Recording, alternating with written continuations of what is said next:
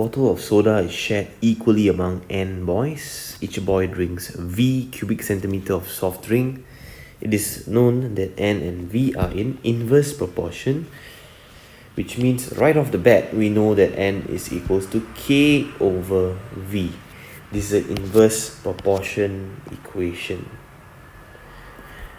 When there are 6 boys, meaning when n is equals to 6, each boy has 250 cubic cm of it, which means this is V. How much can each boy drink when there are 10 boys? So what we know is a set of values for n and V.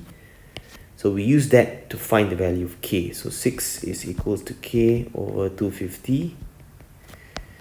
And k is just 6 times 250,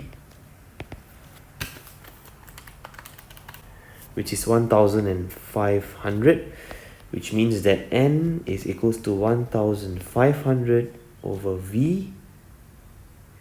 Alright, and now you have 10 boys.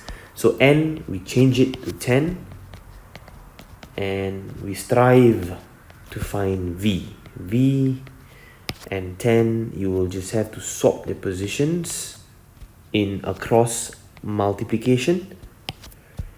1500 over 10, cancel the zeros, answer 150 cubic centimeter.